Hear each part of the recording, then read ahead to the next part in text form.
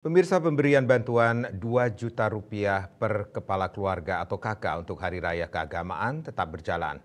Program ini dipastikan tidak melanggar aturan di tengah adanya instruksi Presiden Prabowo Subianto nomor 1 tahun 2025 tentang efisiensi belanja dan pelaksanaan anggaran pendapatan dan belanja daerah.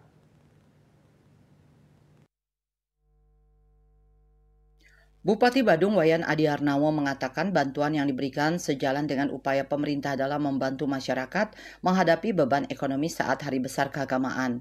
Pihaknya memahami bahwa saat hari raya harga kebutuhan pokok sering meningkat. Oleh karena itu, sebagai pemerintah daerah ingin hadir untuk memberikan intervensi. Apalagi celah fiskal Badung memungkinkan untuk memberikan bantuan ini. Menurutnya kebijakan ini tidak berbeda dengan program pemerintah pusat yang menurunkan harga tiket pesawat melalui subsidi pajak demi membantu masyarakat. Bupati menegaskan bahwa kehadiran pemerintah dalam meringankan beban masyarakat merupakan langkah strategis untuk menekan inflasi. Pemerintah hadir ketika harga kebutuhan pokok naik agar masyarakat tidak terbebani. Meski demikian, Adi Arnawo menegaskan bahwa pemberian bantuan tetap harus mengacu pada regulasi yang berlaku. Ia menginginkan agar seluruh KK di Badung bisa menerima bantuan ini, tetapi teknis pelaksanaannya masih dalam tahap pendataan. Sementara itu, Sekretaris Daerah Sekda Badung Ida Bagus Suryaswambo mengungkapkan bahwa realisasi bantuan keagamaan ini masih dalam tahap penyusunan regulasi. Saat ini pihaknya tengah menyiapkan peraturan Bupati Perbub sebagai dasar hukum pemberian bantuan.